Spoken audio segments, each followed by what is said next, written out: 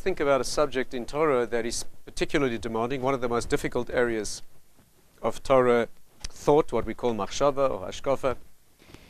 And that's the very difficult problem of how one person's free will interacts with another. That very thorny philosophical problem, thorny religious problem. And that is the problem of how, if I use my free will to do something that affects you in a way that's inappropriate, what happens? In other words, if I use my free will, which is the defining characteristic of the human being, right? We know that the way the Torah puts it is that the human being is formed b'tselem Elokim, that means in a godly image. And the divine image, all our deep sources say, means that we have free will, right? That's a very mysterious thing, that we can be a cause of our own action and not simply a response, a feedback loop. So the most deeply axiomatic feature of the human being is our free will. And the problem is, one of the problems of free will, is that if you use your free will to affect someone else in a way that's not appropriate for their dispensation, what will happen? If I use my free will, let's say I do something dangerous, and I get harmed. There's no philosophical problem. I got harmed because I did something dangerous, not a philosophical problem. But if I put you into danger, where you don't deserve harm, in other words, you have a divine dispensation, we call that hashkacha. Hashkacha means there's a set of decrees in the spiritual world that govern what is your appropriate dispensation. What happens if I use my free will to affect you in such a way that goes against what's correct for you? Right? To put it most dramatically, what happens if somebody tries to kill someone else who doesn't deserve to die? Right? Somebody who has no divine decree of death on him at that point. I'm not talking about divine knowledge. Hashem's knowledge, God's foreknowledge, is a completely different subject, right? That's the classic problem of predestination or foreknowledge and free will. That's if possible, that's a more difficult subject than this evening's. And that's another whole issue. That's one classic problem in Jewish philosophy, and in fact in general philosophy. How does predestination or foreknowledge impact on our free will? That's one area. But the way we put this in formal Torah terms, we're not talking about divine knowledge, we're talking about decrees. Just to give it some sort of graphic feel, if you imagine Hashem, God, as being somewhere above the ceiling, right, out of sight, but he impinges on the world through a mechanism of interaction. Call that the zodiac world, whatever you want to call it. Spiritual energy is impinging on the world, and the channels that come into the world take the form of what's called gzeiros, divine decrees. Why that is and how it operates and how they formed on Rosh Hashanah and during the year is a long discussion. But there are certain things called decrees. And decrees are not strictly immutable. Right? For example, prophetic decrees for bad can be changed because they're conditional. There's a whole world of understanding of what these divine decrees are. The point to make for now is we're not talking about divine foreknowledge. We're talking about decrees. Right? But without going to it more specifically, what happens if Mr. A is walking down the street and he has no divine decree upon him to die at that time? In fact, if you interviewed Hashem at that time and you said, Hashem, God, how do you feel about this person? And Hashem would say, he's cool. From my point of view, he's got 25 more years to live, do lots of mitzvahs, get married, have a family. I'm fine with him. And at that point, Mr. B turns the corner and tries to kill him. We have a problem now. Because from the one point of view, this person does not deserve to die. That means if it was up to God, he wasn't going to kill him. On the other hand, we know the human being's free will. And you're created in the world to use your free will. It has to be very real. Well, we have a problem now. Which will supplant, which will override the other, right? If you say there's no free will to kill him, because this person's destiny, or whatever the appropriate word would be, the decree upon this person is not to die now, then you're pulling the teeth of the power of the free will of this agent. If, on the other hand, you say that he could kill him, there's something desperately unfair about that. That means his free will is very real, but the person's dying completely inappropriately. I mean, that's very, very strange. That's the dilemma, right? So let's take a look at this very difficult subject. Which of these principles is going to soften? Are we going to say that you don't have free will to affect anyone else? You only have an illusion of free will? Are we going to say that you do have free will and that your divine dispensation, the way Hashem's dealing with you and what you deserve in the world is somehow unreliable, somehow could someone else put you at risk? How do we approach this subject? Classic problem in Torah thought, very badly misunderstood subject. A lot of the stuff you'll read about this is misrepresented. Let me give you a scenario, fascinating setting on which to build this subject. Stay with me carefully, because in halachic settings, every nuance can make a major difference to the output. And here's the scenario. A long time ago, more than 100 years ago, a certain very learned rabbi happened to be visiting an expo, like a commercial fair. I think it was in Leipzig. And he found himself in a very strange dilemma. If you'd like to look this up, it's in the Pischei Tshuva, great halachic commentary on the Shulchan Aruch, in Choshen Mishpat Yud Ches. He actually analyzes this question, but I'm going to give you some more background that he doesn't mention there. But look it up, you'll find it fascinating. And this is what he says. This well-known and major Talmid Chacham, great rabbinic thinker, was visiting this particular place, and the procedure there was that if people had a financial dispute, they would make a beis din. They make a Jewish court, they'd co-opt 3 people to form a tribunal, and the litigants would present their cases, and the tribunal, the judges, would issue a ruling. In fact, the non-Jews there used to subject themselves to the same arbitration. That was the way it was done. 2 Jews on this particular occasion had some financial dispute, and so they considered beis din. What did they do? They co-opted 2 Jews who happened to be there at the time to be judges on the beis din, and for the 3rd judge, they put him on the beis din. He was a very accepted, knowledgeable halachic figure. He happened to be there. There was no way they could choose somebody else. And so the 3 of them sat. You know, the rule of a beis din is you always have an odd number of people, right? You can never have an even number of people. Why an American jury has 12 people? I've never figured out, right? It's just a recipe for trouble. You have always an odd number, so there can never be a hung decision. And therefore, the minimum number is 3. And so they made a beis din, and the 2 Jews began to present their cases. And this rabbi writes as follows. He says that it became immediately apparent to him that the other 2 judges were colluding dishonestly against the innocent party, and they were going to lie in their vote, and he would be carried along with a miscarriage of justice. Clearly they were biased in favor of one of the litigants. They were going to vote on his favor. The money would change hands, be complete miscarriage of justice. There's nothing he could do. Because in Jewish law, all you can do is vote. Well, he's going to vote, they're going to outvote him. And not only that, but he'll be carried along involved in that, because halachically, when a beis din issues a ruling, it comes down as a fiat of the whole beis din. You know, for example, if the 3 of us are sitting on a beis din, and we're judging your case, and they vote against me, I'm forbidden to go to you afterwards and say I was on your side, but they outvoted me. Not allowed to disclose that in Jewish law. In other words, the decision comes as if it was a unanimous decision of the beis din, and therefore, he would be carried along in this travesty of justice, and that was the problem. So what could he do? So he thought to himself he had 2 options. One option was to vote, which means that he'd vote for the truth. The other 2 outvote him, and the vote would carry in the favor of a dishonest result, and he'd be part of that. But he had another option. The other option was to say, I don't know. Because the code of Jewish law says that if one of the judges on a beis din says, I don't know, the case is closed. Or you co-opt 2 more, or you start again. But basically the case then ends because you're now left with only 2 active judges. That's an even number of judges. And that's an invalid beis din. And therefore he could have gotten out of the problem by saying, I don't know. But his moral dilemma was that in order to say, I don't know, he would have had to lie. Because he didn't know. So he thought, so what am I supposed to do? Am I supposed to now say the truth and have a falsehood result? Or should I say false to have the truth result? Isn't that an amazing question? See, in Jewish law, the question is, what is the truth? A very sophisticated question, right? Is the truth the naked technical meaning of the words, or is the truth contextual? So in Jewish law, the truth is always contextual. You can't get away with the legalistic meaning of the words. You're sitting at home, the phone rings, your wife picks it up. From her tone of voice, you hear that this is somebody you definitely don't want to speak to. So this is what you do. You step out across the doorway, and you say, I'm not home. And your wife says, I'm sorry, he's out. Would you say that's a lie or the truth?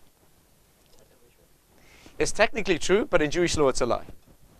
It's a worse lie than remaining in the room and saying I'm not available. Because the question is not asking which side of the doorstep your husband's standing. That's not the meaning of the question. You can't get out of it when that technicality, right? And therefore, in Jewish law, if you want to look this up, by the way, this is all based on Yaakov saying that he's Esav. When Yaakov said he was Esav, right, technically speaking, he was lying. But in truth, he was Esav. He had taken over that persona. He'd bought it. I am Esav, your firstborn. I have those rights. I've bought. It's a very fascinating area. You need to look it up. There's a lot of halachic discussion about that. But the question is here, what is called the truth? And therefore, to vote for the truth and have falsehood result is one option. But to say false, which is I don't know, and have a greater truth result, maybe that's correct. So he says there, and he wrote this question to the Pischei Tshuva, who analyzes it. So he said he then thought about it, and he thought to himself, maybe there's a precedent in the Gemara. The Gemara says, what happens in the following scenario? Let's say you have the Sanhedrin. You know, for a capital trial in Judaism, you need like 23 judges or 71 judges, so many, many rules. You need many conditions for the great Sanhedrin that judges capital cases. What happens in the following scenario? Let's say you have someone, this man's on trial for his life, and you are the gentleman of the Sanhedrin. I'm sure you all duly qualified halachically. And you are going to sit and constitute this tribunal that's going to try this man for his life. Now, you know that the laws of capital cases in Judaism are very extreme. You know that you have all sorts of stringencies. It's virtually impossible to get a death sentence in Jewish law. For example, you don't need a simple majority to convict. You need more than that. Many, many preconditions. But one of them is this. They used to sit in a semicircle. That's how they sat, so they could all see each other. And when the case was finally heard and the arguments were concluded, they began the vote, and they always voted from the junior to the senior. Right? They voted from the most junior member of the Sanhedrin through to the most senior. What was the reason for that? They didn't want anyone to be influenced by a prior senior opinion. So they voted in order of seniority. So imagine you're going to be the junior on this. I mean, you have to be major to be on the Sanhedrin. Okay? And we're going to go around in order. And you're going to be the final, you don't mind giving, you're going to be the final black belt, 10th Dan, Mufla Shibbas, and the great genius of the generation. They start voting. Now, there's a remarkable condition here that the non-Jewish world does not have. And that is that you need a majority to convict. Yeah? Not just a majority. You need more than a majority of one to convict. But there's a remarkable quirk here that the non-Jewish world doesn't have. And that is that there's one particular proportion of majority to convict that in fact acquits. There's one particular proportion that if that proportion of majority says guilty, right, that unique proportion, in fact, paradoxically acquits the accused. What proportion is that? Unanimous. If there's a unanimous verdict that is guilty, he's free. Make sense? Well, the logic is, there's a lot to talk about here, but one theme here is this, that if nobody could think of anything is in defense, there's something wrong with this case. First of all Jews agreeing, I mean, there's definitely something wrong with that. I mean, there's no way agreeing. But the theory is that somebody has to argue in his favor. Somebody's got to try out, right? Say something in his defense. If there's no one to speak in his defense, then in fact, paradoxically, he gets acquitted. There's got to be somebody who says innocent. Now, imagine this. Man's on trial for his life, and the voting begins. Guilty, death, guilty, guilty, execute, guilty, guilty, guilty. Every single member of the Sanhedrin says guilty until he's to speak. And he knows that the man's guilty. Do you see the problem? If he speaks the truth and he says guilty, this man walks free. Actually, technically in halacha, he doesn't walk free, but he doesn't get one of the 4 classic death sentences that the Talmud requires. Other capital cases, he would walk free. Murder is different, but be that as it may. So now, everyone said guilty, and there's one vote left. If he says guilty, which is the truth, this man's acquitted, which is wrong. So what should he do? Should the last Dayan on the Sanhedrin, should he say guilty, which is the truth, and have a man who's guilty walk free? Or should he say innocent to have him convicted, which is the truth? The Rambam writes, he must speak the truth. A judge has to judge in Jewish law, has to judge what his eyes see, and if he says guilty, he has to say guilty. This man walks free, that's his problem, not ours. That's what he rules. So he thought to himself, if that's true, I know what I have to do in my case, as you said. And therefore I have to speak the truth. And the Pischei Tshuva says, wrong. The two cases are not parallel. Now, to understand why they're not parallel, let's take a little detour and go through some of the areas of this fascinating question of whether one person's free will, in fact, affects others. There have been 2 approaches suggested to this. I'd like to try to convince you that one of them is correct. But if you look in the modern literature on this, halachic literature, you'll see 2 approaches to this presented. And I think very often mistakenly, one of them is presented as valid or even the dominant opinion. But there's no question there are 2 possible approaches to this question. One approach is that you never affect anyone else at all. All you can ever do is act, but you never are the author of the outcome, right? In other words, the only possible interpretation of A killing B is that B was going to die then anyway. That means A is guilty for pulling the trigger, for making the choice and pulling the trigger, and all the legal consequences apply. There's got no question that the legal consequences apply, but he never caused a death that wasn't going to happen otherwise. That means the truth of the situation is B was going to die then anyway, only A chose to be the agent. But we have a principle called Harbe Shluchim L'Makim. Hashem has many agents, and if it had not been for B pulling the trigger, a scorpion would have he would have got a heart attack, a brick would have fallen off the building, a bus would have come around the corner, something would have happened, and he would have died then. That's one possible approach, which means that you never do something to someone else that's not fair or deserved. All you can possibly choose to do is to be the agent. But it hadn't been you, it would have been somebody else. Well, that's one possibility. And superficially, there are sources that seem to say that. For example, the classic source of all is Rav Saadia Gaon. When you look at his writings, he says something dramatically clear and as succinct. You know, in those days they spoke very short and very, very clear. And he says something exquisitely clear. He says, according to this approach, when somebody dies, all that happens is a death becomes a murder. Isn't that beautiful? You can't say it more clearly than that, right? The death was going to happen anyway. Now it's called a murder. Had you not pulled the trigger, he would have died. No, instead of dying, he got murdered. But he would have died then anyway. He says two things. He says that if somebody kills somebody else, all that happens is that death becomes a murder. And if somebody steals from someone else, all that happens is a loss, became a theft.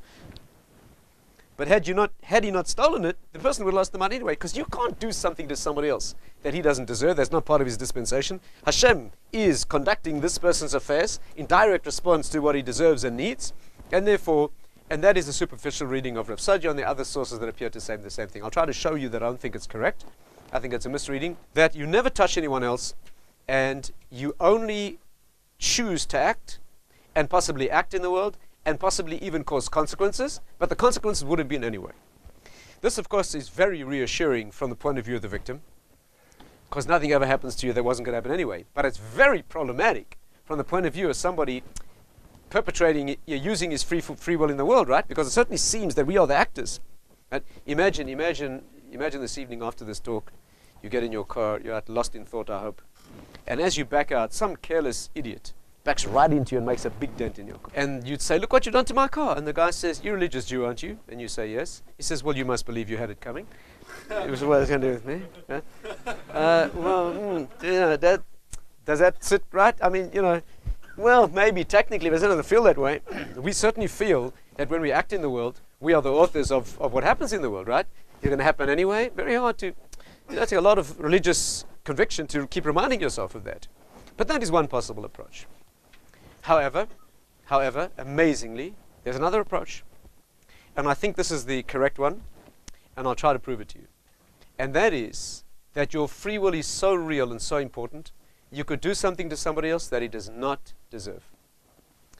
One possible interpretation of A killing B is that B was not going to die then. He was going to live for 25 more years, and A killed him. Right? Now, this is very concerning and worrying for the victim. This means you're at the mercy of human free will in a way that utterly unlike any other dispensation that comes your way. It's very empowering from the point of view of the person using his free will in the world. Because don't forget, if you don't say this, if you say that whatever you do in the world is only administering to somebody else what would have happened anyway, it means you can never affect anyone else at all. You can't help anyone, you can't harm anyone else. You could never do a mitzvah. For example, you couldn't give someone charity, tzedakah. According to first opinion, they were going to get it anyway. You get the mitzvah, there's no question about it. It's your merit, there's no question about that. But that you affected his life would be wrong. Because you could never benefit someone else if it wasn't part of his spiritual dispensation. So you get the mitzvah of acting, it's going to be anyway. All your interactions would be this way. Imagine you're an ideal Jewish husband. 10 o'clock every night you make your wife a cup of tea. No matter how tired you are, exhausted, no matter what a bad day, you make yourself your wife a delicious cup of tea, and you bring it to her and you feel like a big deal because you made her tea. According to this way of thinking, had you not made it for her, someone else would have. She has it coming. Had you not done it, she's going to get it. She gets what she deserves. Kind of takes the teeth out of the feeling of your interactions in the world, right? So, and according to the second way of thinking, the teaching is, and there are many sources that say this, that you can affect someone else and do something, you can help somebody and know that had it not been for me, they would have died. I saved their life. Not just technically fitted into the role, but it would have happened some other way. I actually was the author of that. Of course, this opinion doesn't claim that it's always the case. This second opinion could readily agree that most human interactions fit into the first category, but at least holds that it's possible to do something to somebody else, good or bad, that wouldn't have happened otherwise. Let me bring you some proof. It's a very surprising, you have to understand, it's a very surprising approach, that somebody could kill someone else who was not going to die. That's incredible, right? A very, very distressing thought. But let me prove to you that it's true. First of all, I'll give you one very beautiful, succinct proof, and then a more formal and better known one. Here's the brief one. When we say tachanun, we say, Vayomer David el Gad, David said to God, Nipla na biyad Hashem, let us fall into Hashem's hand. Ki Rabbi mirachamav, because His mercy is very great. Uvayad Adam ale pole, but let me not fall into human hand. Very telling. Very telling. David HaMelech, King David, is facing two possible options. He's got to face two kinds of dangers. Right? He can either choose a danger that is non-human. In fact, what happened was Hashem said to him, you're guilty of a certain sin, and you're going to suffer. But I'm giving you the choice of what kind of suffering you want. Do you want to go through an illness and a plague that will affect you and your people? Or do you want to deal with an enemy attack? And David said, Hashem, I'll take the illness. Because the illness comes directly from you and your hand is kind. But there's no trusting a Philistine soldier. Very telling. That means it makes a difference whether justice is administered by Hashem. Because the contrary way of thinking is, every bullet has your name on. Makes no difference. David should have said, I'll flip a coin. Whatever I get comes from you. According to the first way of thinking, right? Whatever you get is what you deserve. What difference does it make if it's a hungry mountain lion or some kind of pestilence or plague, or it's an enemy soldier? You're only going to get what you deserve. If that was the right way of thinking, David would have said, Hashem, what difference does it make? But he didn't do that. He said, Hashem, I'll deal with you and not with humans. There's no trusting a human. Ki Rabbi Rachamav, your mercy is great. You'll deal with me kindly. But a human being might deal with me cruelly. Right? You see, apparently it makes a big difference. By the way, there are so many proofs. I thought of one myself. In going through researching for this book, there's obvious sources. One classic source is this. Why were the Egyptians held guilty for torturing the Jewish people when it was predicted? There were decrees. There was a divine decree hundreds of years before. God said to Abraham, they'll be enslaved in a strange land, they'll be tortured, they'll be enslaved, etc., etc. Exact prediction. And the Rambam says when there's divine prediction, you have real trouble. When there's divine foreknowledge, it's enough trouble. But a divine prediction openly revealed in the world, how can you move from that? The logic should be an Egyptian should turn to God and say, God, what are you punishing us for? We only fulfilled your decree. You decreed that the Jews would be enslaved in our country, right? So we did it. What do you want from us? You should reward us. When Joseph's brothers sold him, you remember the story? They felt that he was an imposter and he was a threat to them and threat to the Jewish people and the future, the history of the world. And what happened was Joseph approached his brothers and they said, behold, this dreamer of dreams approaches. Let's kill him and see what becomes of his dreams. Yes, let's kill him. Let's kill him and see what becomes of his dreams. The Rachaim explains that what they were saying, look at that in Chumash because his language is very, very specific and very, very explicit, very clear. He says that they weren't speaking sarcastically, let's kill him and see what becomes. We're talking about people of cosmic greatness. Every word is measured and weighed. And what they meant was this. If we kill him, not only will we be correct in our doing, but we'll be seen to be correct. Why? Because Joseph dreamed that at some time in the future we'd bow down to him. Right? Let's say he is born, 17 years old, and he dreams that somewhere in the future we'll bow down to him. Right? Which we believe is a completely false not a prophecy, it's a false claim, right? It's a complete illusion, and he's a liar at this point. Well, if we kill him now, not only will we be justified, we'll be vindicated. Because the moment he dies, it's immediately apparent that we'll never bow down to the future because he's dead. Therefore, justice will be done and it'll be seen to be done. So let's kill him and see what becomes of his dreams. Meaning the dreams are now falsified, and because he dies, it's patently obvious that we were correct. Beautiful plan. So Reuven, the oldest brother, stepped forward and he said, gentlemen, you're making a serious philosophical error, a mistake in Ashkafa. You think that if you kill him, it'll be apparent that the dreams are false. I'm telling you an amazing novelty in Torah approach to the world. I'm telling you that you could kill somebody who does not deserve to die, who had valid dreams of prophecy, and you killed them. And you killed a man who was not destined to die. And you will mistakenly conclude that his dreams are false, but I'm telling you that his dreams were true. And we would have bowed down to him. But human free will is so important that Hashem's going to step back and say, free will, I'm not interfering with that. I created the world for your free will. I'll reconfigure the whole computer system and the whole plans for history. I'll find another way. But I'm not going to controvert your free will. And therefore, although his dreams were prophetically true, again, there's a deep philosophical problem here. How could he have dreamed something about the future? Right? How could he have dreamed something about the future that then doesn't come true? And that's very, very... By the way, can you handle an aside in the discussion? Here's an aside. This is a constant problem in Torah, by the way. There's a constant problem in Torah that people see a future thing and that it might not be true. Right? The pashas we're going through now. Think about it. It's a very challenging thing. Moshe Rabbeinu sees an Egyptian beating a Jew. Right? So it says, Vayifen koivakoi, he looked here and there. Vayar ki ein ish, he saw there was no man.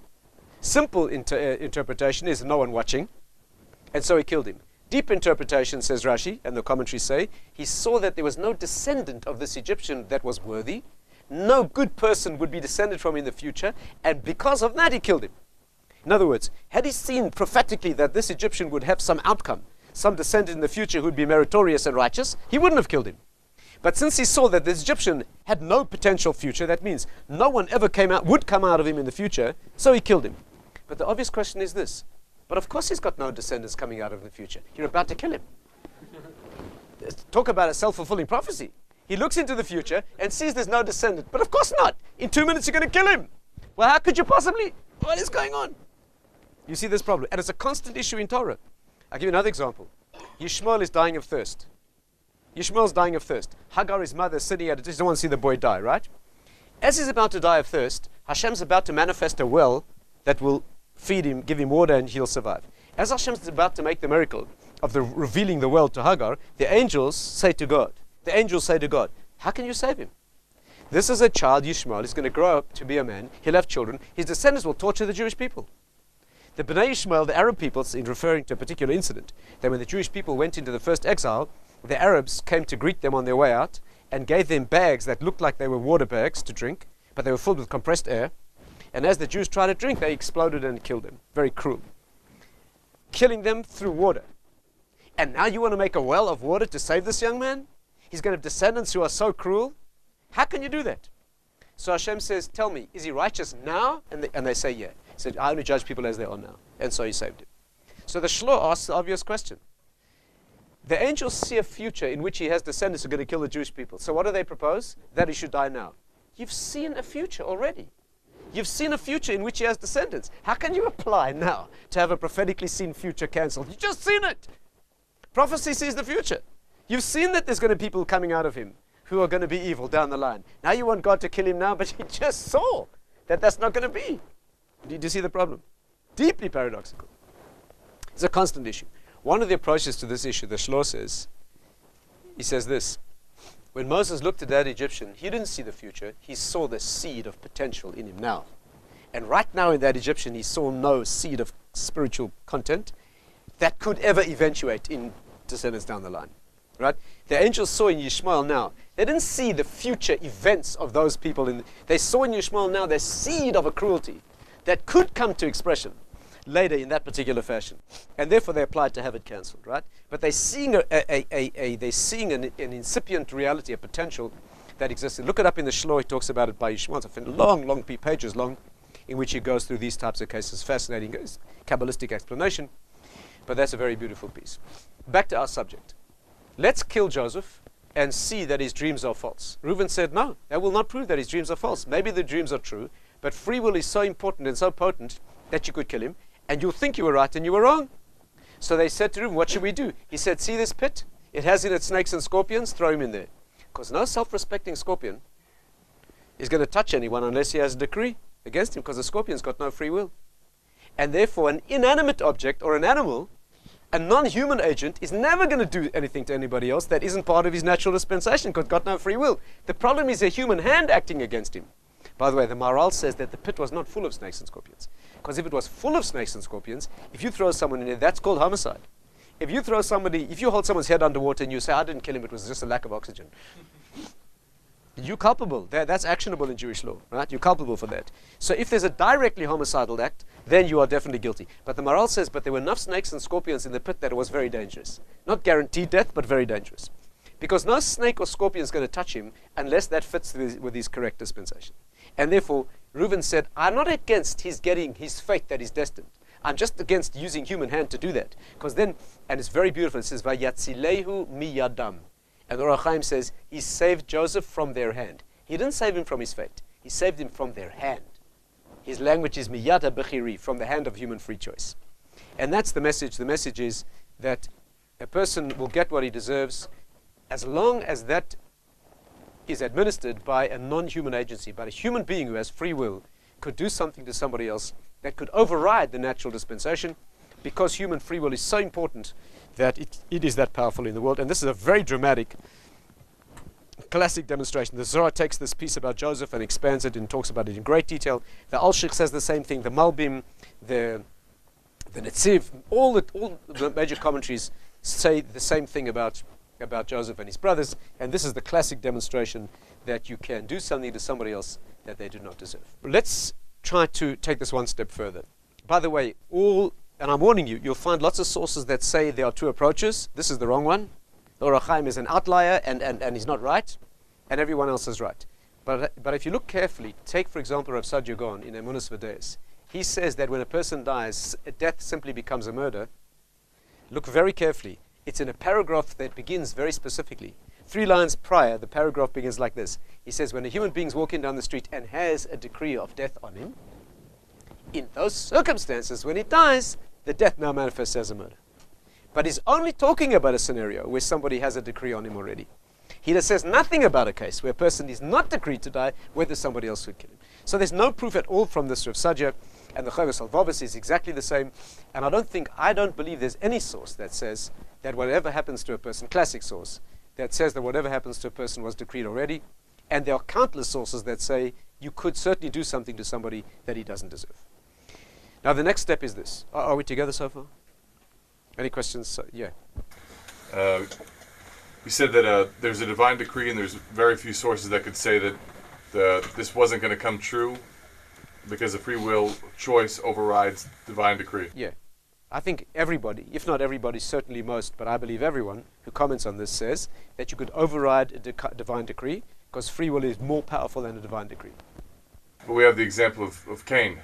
Yes. Right, he was marked 7 generations. Yes. No one's going to touch you. On the 7th generation, he got killed by his... So everybody agrees, even the second opinion, agrees richly and clearly that there are certainly circumstances where a decree is issued and cannot be changed, that God can override free will, that there's no question about that. The only debate is, are there ever circumstances in which you could give me many examples of people in Torah where their destiny was inexorably fixed and nothing could change that. No argument about that. Again, I would be ready to admit that 99.9% of events that happen in the world are simply a human agent fitting into a predestined reality. The debate is there ever a time where somebody could do something to somebody else that was not decreed? Do you understand? So even if you're right about Cain, maybe it was decreed and maybe he couldn't escape that. But the question is, by Joseph or some other circumstance, could you ever override somebody's agreed dispensation?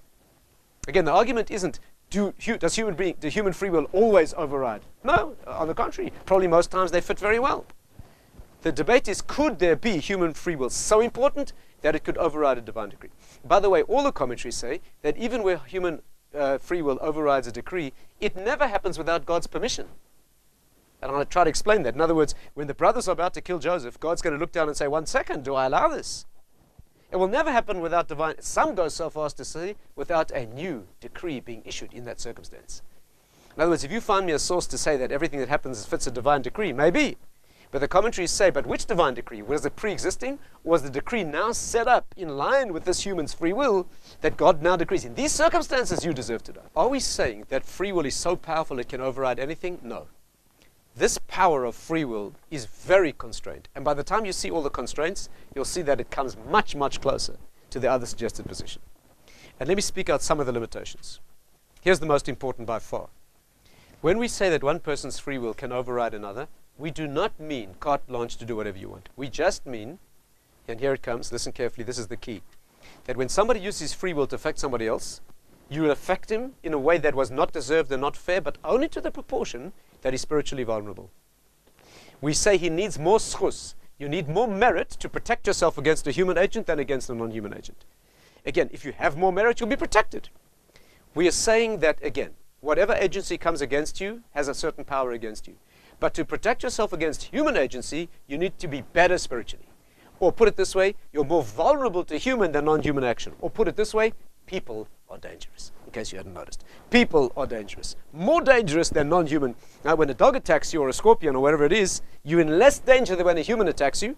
Do you understand? Because here the issue of free will is there. We don't mean you're totally vulnerable with no protection. We mean you're more vulnerable to humans. Just give me a second to explain this.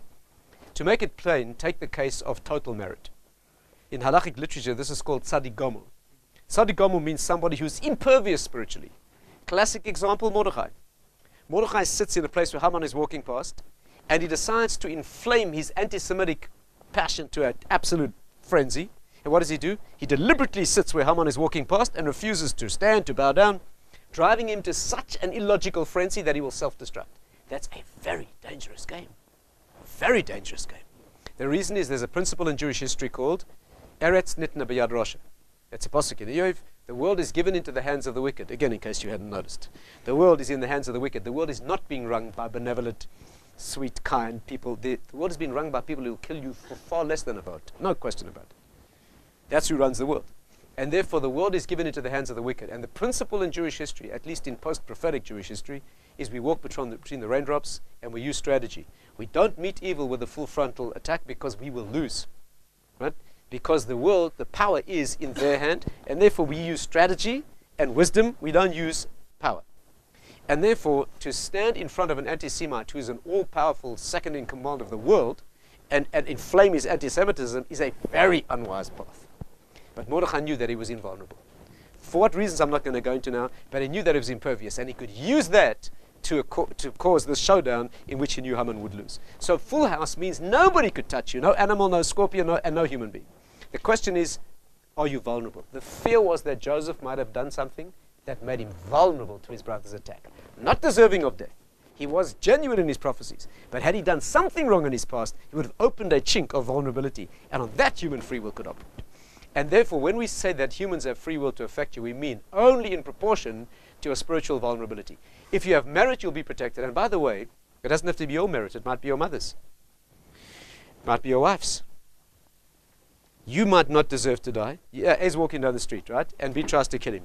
Maybe A deserves to die, but his wife doesn't deserve to be a widow. Rabbi Yosef Chaim Sonnenfeld, they used to ask him, he said he was guaranteed a share in the world to come, he himself. They said, Rabbi, how do you know? He said, my wife is such a tzaddikus. My wife is so righteous. For sure she's going to the world to come. They would never put her there without me. I mean, they wouldn't do that. They wouldn't do that. So therefore, right? Therefore, you better marry somebody righteous, okay? Because, in case you need it. But the point is that it might be your mother. And by the way, if you want a practical output of this question, this is why some people do not buy insurance. Now, insurance is a very good idea. Many great rabbis say you should definitely have insurance, life insurance, definitely. But there's a thinking like this. Mr. A is walking down the street. He has no life insurance policy. Mr. B tries to kill him. A does not deserve to be saved. But Hashem looks down and says, but your wife, who's going to bring home the bacon? Or whatever you bring home. And who's going to bring, she needs you. Right? Whereas if Mr. A is walking down the street, he's got a $100 million life insurance policy, and B tries to wipe him out. God's looked down and is going to say, your wife's okay. In some cases, she's probably a lot better off. You understand? And therefore, this is a very good reason to make yourself as indispensable to as many people as possible. Single-handedly support so many poor families that when you, A and B, tries to wipe you out, God's going to look down and say, it's just too complicated. I'll put up with you a little longer in the world because a lot of people need you, right? It's not the highest motivation for tzedakah, but it's kosher, And therefore, this is part of the calculation of how your merits could protect you, right, against other people's free will. So the first factor here, limiting this discussion, is we're not saying that a person's vulnerable to free will at all costs, but only in proportion to the lack of your merit. Secondly, the one acting has to have free will. We're not talking about a 14-year-old Arab who is sent onto a bus with a bomb on his back. We're not talking about that. We're talking about a person who's a Baal Bechira. There's no accident that the Torah teaches it by those great brothers of Joseph who are cosmic figures. For Hashem to change the whole dispensation of decrees that were made before, and you need to be a somebody. For good or for bad, you need to be somebody who wields Bechira in the world. So there's a tussle here between the merits of the recipient and the power of the actor. Right? Both of those need to be real. Third, this only applies to individuals. The Al-Sheikh says it only applies to individuals. We're not talking about a group. When a group is threatened, that's a completely different dispensation. We're talking about a targeted individual. Does he have the merit or not? Groups are completely different. When groups are threatened, there's another whole calculus. Gemara says, for example, Rav Chanan has a wonderful piece on this. Imagine a ship is sinking with lots of people on board. Why are all those people dying at the same time? Two possibilities. Either those were all people who had the same moment of death, so they were all invited onto the same cruise. That's called Mazminam Lepundak Echad. God has arranged a ticket for all of them to be at the same, but possibly only one of them needs to die. The others just happen to be in the wrong place at the wrong time. That's called Oile Rosha Oile Shchenoi. Very, very distressing. Big difference. If it's the first case scenario, trying to escape is not going to help you. You're invited there for a reason. If it's the second case, get the heck out of there. You're just going down because of somebody else. Right? So, fourth, this does not apply to masses of people. For example, a war. Wars have completely different rules. Milchamos ani asisi is completely different dispensation. 5, Holocaust-type situations where there's a large numbers of threatened people. There the Gemara says, Keven shenitten reshus lemashchis la'ashchis. When permission is given to the destroyer to destroy, shuv einoi mavchin ben tzadik l'rasha. He no longer discerns between the righteous and the wicked. Amazing thing. When a major disaster, major numbers of people are destroyed, there the commentaries say the righteous often go first. Another whole discussion about why that is. 5, this does not apply to major movements in the world order. For example, the Ramban says this about Paro, that major political leaders have no free will at all. This is called Lev Melech B'Yad Hashem. The heart of a king is in Hashem's hand. Right? A major political figure, mayor of a large city, a president, a prime minister, a king, they have no free will at all. Right? You know the irony in Western society, when a man is elected president, he thinks he has real power. In Judaism, that's when he became a total puppet at that moment, lost all power of free will in terms of what the people need. Doesn't mean he's not guilty, of course he's guilty, but the people will only get what they deserve because nobody has the authority to move the lives of masses in that fashion. That's a part of history's march to its final destiny, and no human has it. So there are many, many exceptions to this rule, many limiting factors. But in general, there is at least a possibility of, in the right circumstances, that somebody could affect somebody else's free will.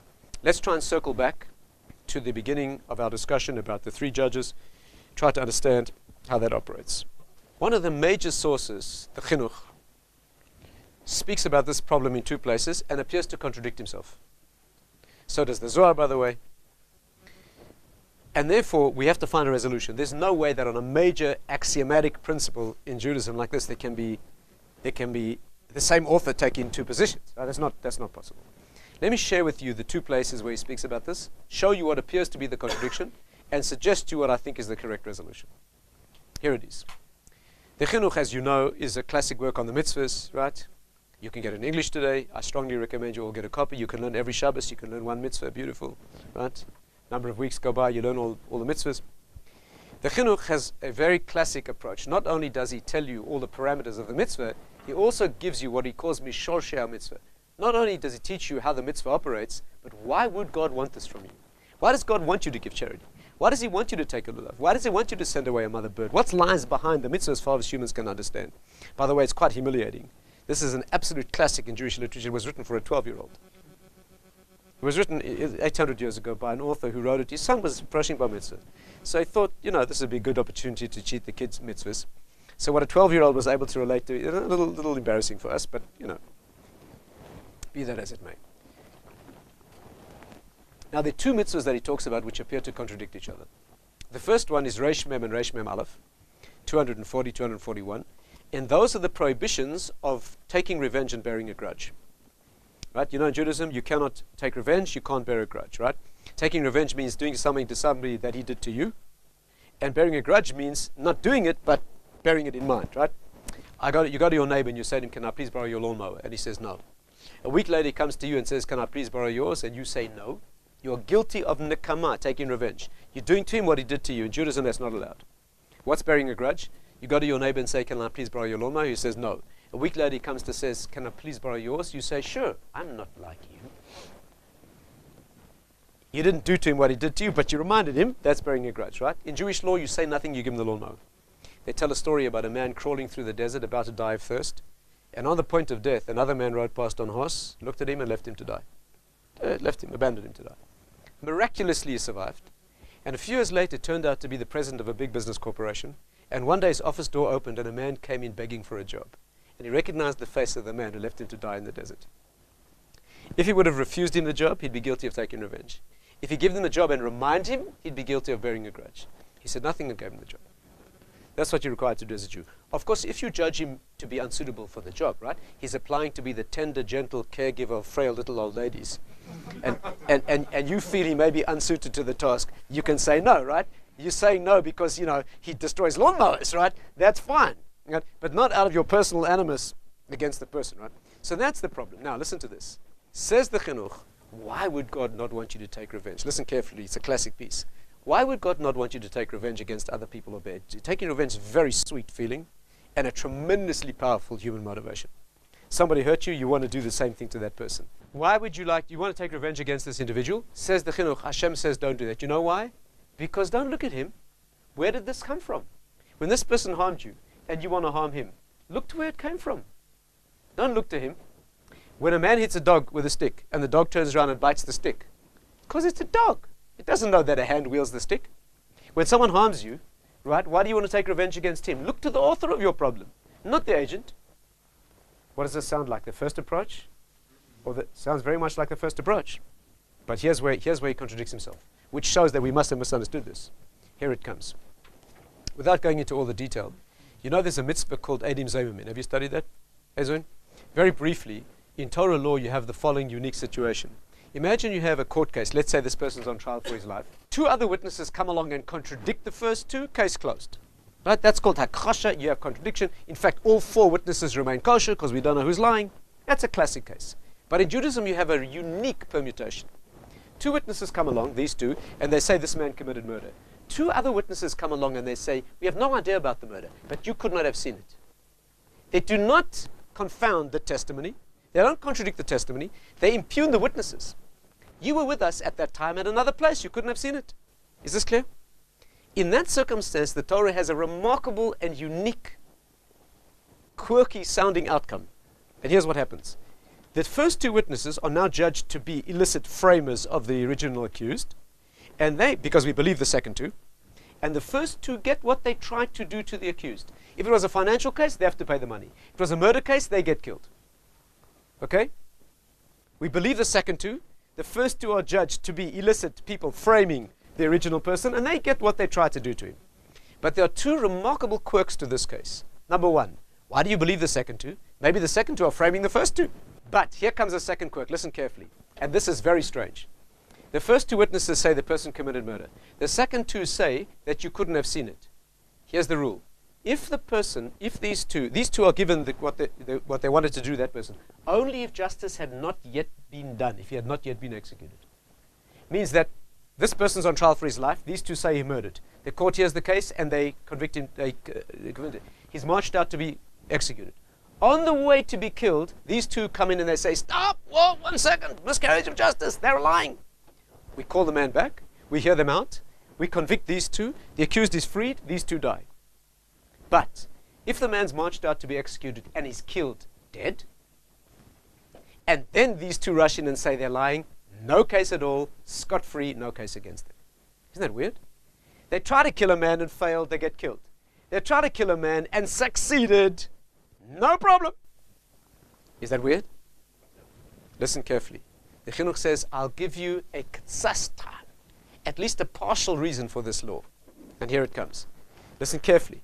He says, if these two people accuse the person of murder and he was taken out and killed, do you know why we do nothing to them? He didn't get to see it. Because what? The guy that got killed didn't get to see those two die. Maybe. He would have benefited if he got to see them because they're accusing him. No. Hashem wouldn't have wanted it. Because he must have had it coming. He never would have got killed unless he had it coming. These two could never have gotten him killed if it wasn't right. Now, which opinion does this appear to be? Number one as well. You only get what's coming to you. And here comes the problem. He then adds one line. He says, you know why a person could never get killed by a Beis Din if it wasn't his dispensation and his decree? Because God sits together with a Beis Din. Elokim nitzav ba'adas keil. The way he quotes the verse is, Elokim nitzav ba'adas adayonim.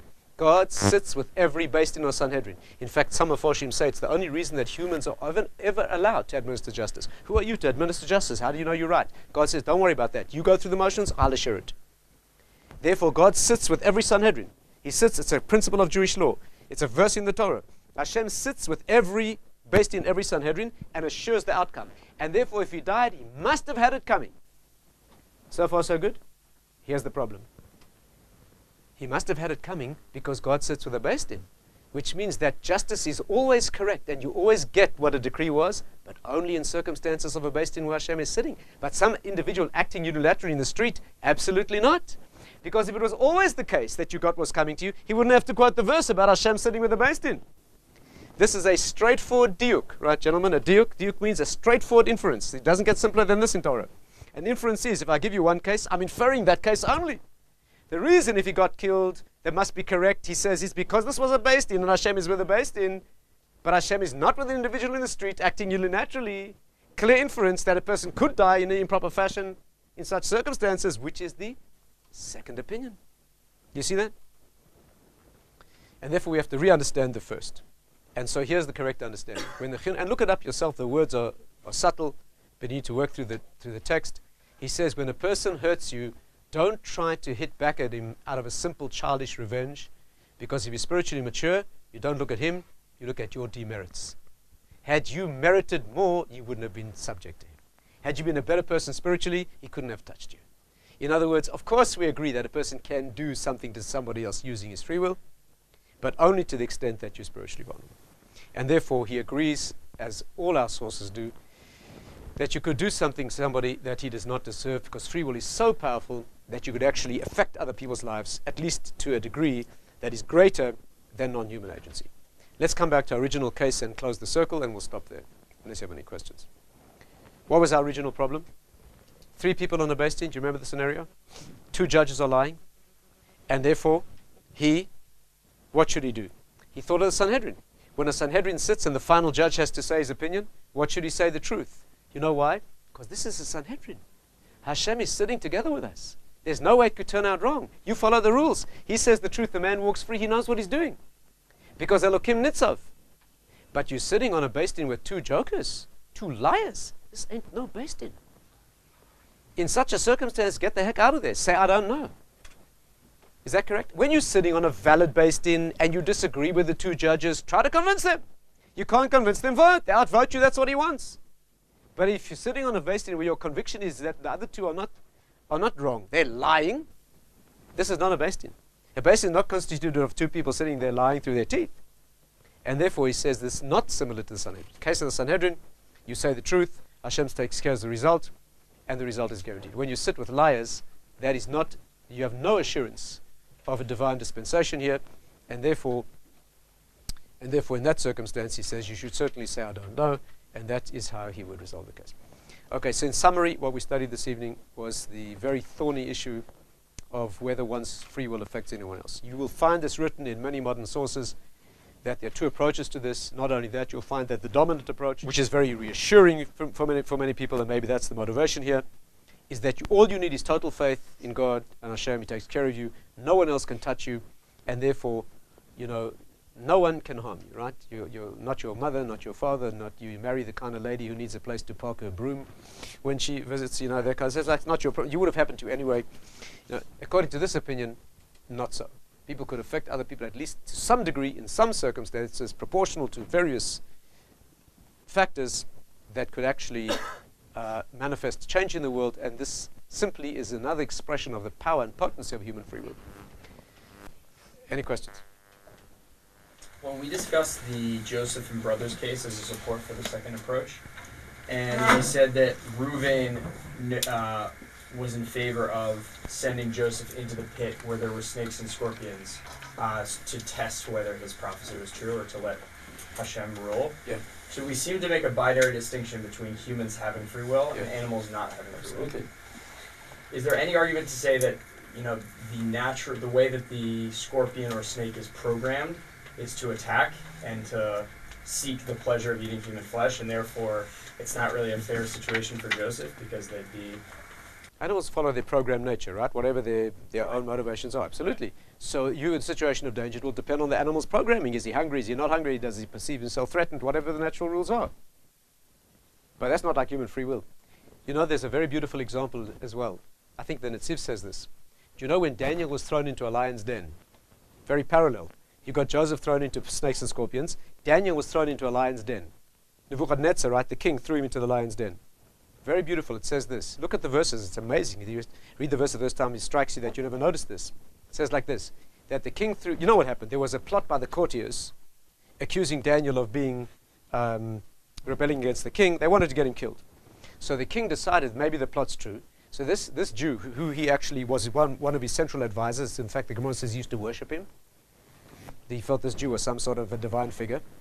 but maybe he's an illicit figure who's trying to harm me. Throw him into a pit of snakes and scorpions. If he is all he's cracked up to be, he'll survive miraculously. And if he's a traitor, he'll die. So he starved the lions, and he threw Daniel into the lion's den. And then it says he sealed the pit with a stone. He covered the mouth of the den of the lions with a stone, so that the humans standing by couldn't sneakily kill Daniel with their arrows and spears and say that the lions, because then he'd be mauled by the lions, and claim that the lions had killed him. That's what he did. In other words, he was worried that the courtiers, whom he knew had an antagonism for Daniel, he knew that they may want to make certain, feel that he might be protected miraculously against the lions, and then they would kill him. So to prevent the humans killing him, he sealed the pit, so he was only dealing with lions. So the Netziv says, what's going on here? If Daniel's not going to die because he doesn't deserve it, nobody's going to kill him. And he says, not so. He knew that Daniel might be vulnerable to humans when he wouldn't be vulnerable to lions.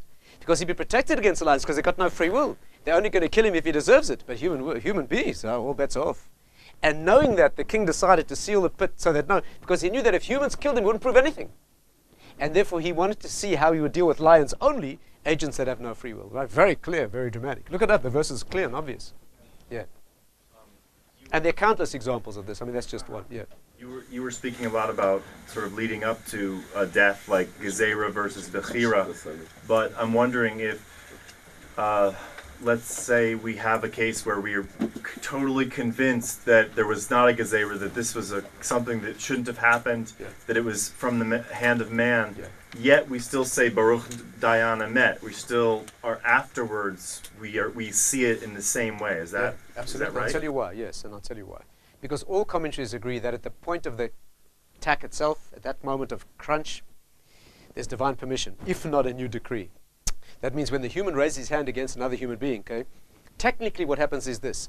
The human puts this human in a situation of danger. That's what you do. Now the books are opened.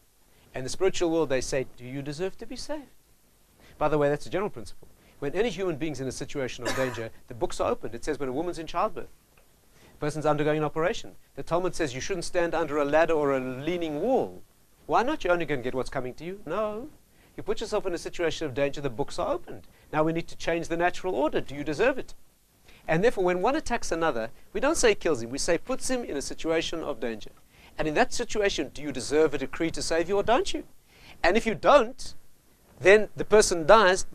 Yet some go so far as to say a decree is now issued, making you vulnerable to that individual. So there's no question. The final common pathway is God's will, a decree, God's permission, no argument. The question is, could you ever put someone in a situation ab initio that puts him into that which he wouldn't have been in other words? That's as far as it goes. But that's enough. That's very powerful. That's the way to say it, yeah. So, what about that moment of Bechira from the other agent opens up the books? Yeah. Whereas regular day-to-day living is not so finely watched, I guess. That's right. And he's only one possibility. You being in a medical situation of risk, childbirth, putting yourself into danger, that all opens books. By the way, even if you flaunt your good fortune in front of somebody who doesn't have it. Here's a woman who has 10 children, and she walks up and down in front of the house of a lady who doesn't have any children at all. And the lady looks through the window, and she has a feeling of a pang of pain, of jealousy. It opens the books in the spiritual world. When she thinks, God, why don't I deserve it? Does that lady deserve it? The books are opened. Does she indeed? Does the analysis change at all with like suicide, or where you put yourself in a situation of gross negligence? Yes. There's free will there, but also When suicide or a person harming himself doesn't raise this philosophical question, because it could well be that a decree of death is deserved by this person because he's putting himself in this situation of danger. By the way, even there the commentaries say that if this person is not meant to die at this moment for certain divine reasons, he wouldn't even manage to kill himself, because that always overrides, right? The halachic debate about suicide is, are you obliged to stop someone trying to kill himself since he doesn't want to live? Do you have an obligation to save his life? And secondly, do you have an obligation to put yourself in danger to save his life? So I wrote another book about that, and you'll see a copy over there. That's an even better book. You need to buy 3 copies of that. But that talks about, do you have the how much risk do you have to put yourself at to save someone else, when after all he doesn't value his own life at that point. The bottom line is we do that. But an interesting logic about why we do that. But they don't have the same philosophical problem. Here we're talking about you're putting someone else in danger that he didn't deserve. When it's you can say you deserve that, you did that to yourself, that you certainly have free will to do that. Yes, please. So anytime someone dies or gets hurt by something not from another person, like say someone gets cancer and dies, that's always, they had that coming basically. Like that's a divinely ordained, like this is the time for them to die. Absolutely, yes. We're talking about a situation that's not due to any negligence. You're not talking about a long-term smoker who knew that it was dangerous. Right. So you're talking about somebody... Cancer that just happened. Yes. Not only that, even a situation caused by another human where it's a child or a group thing or somebody. You understand all the situations we delineated that are not subject to this power of free will? Absolutely. And certainly an illness that came out of your situation. Or when a child is ill who never got into the whole category of responsibility in the first place. And there's so many human situations where it's clearly the ones that challenge us more are the ones where you don't see that, where it does appear to be another human being, and we don't see why it's fair. Yeah. I mean, just to piggyback off the topic he was mentioning, there's a certain reality that there's a domino effect where even mitzvahs affect certain organs of the body, or certain things that you might have done at one point in your life affect you 50 years down the line.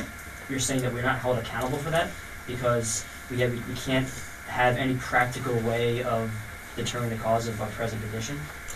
There's a very deep question, and just to say one word about it, maybe we'll finish with this.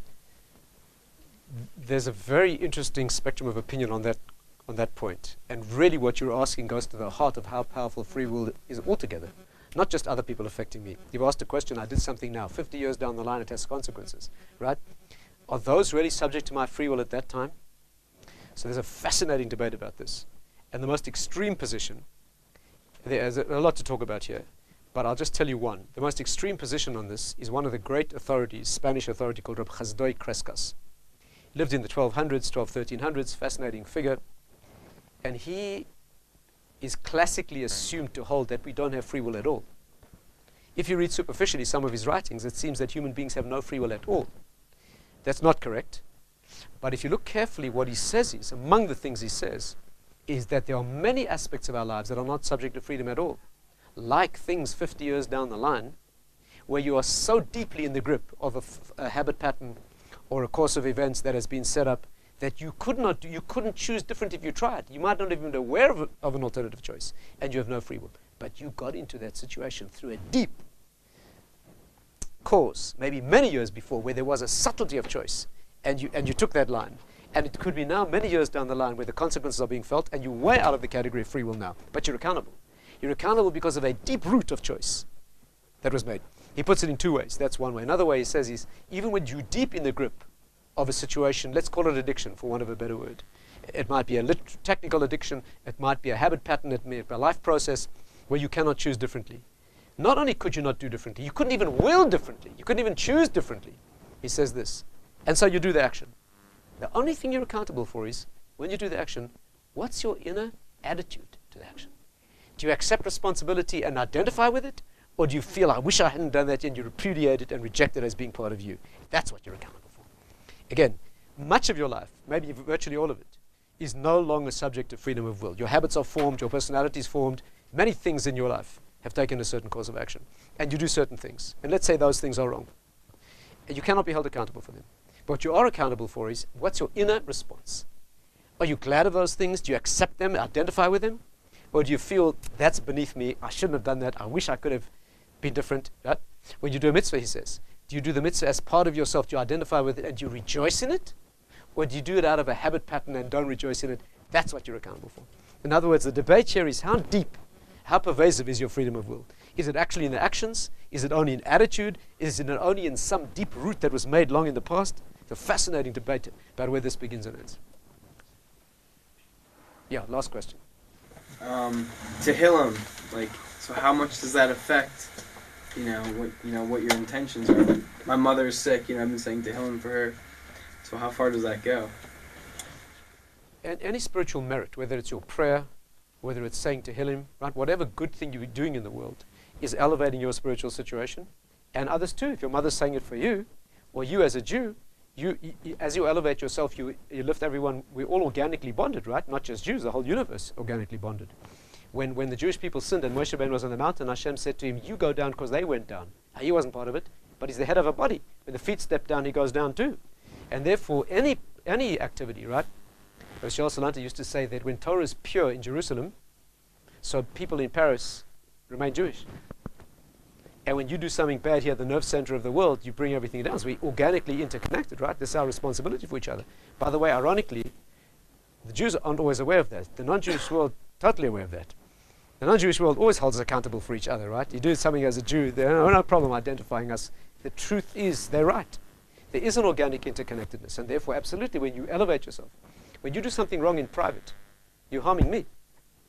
Yochanan says that every sin between people is also a sin between you and God, and every sin privately between you and God is also sin against people, because when you damage yourself spiritually, you bring down the spiritual level, affect everybody else too.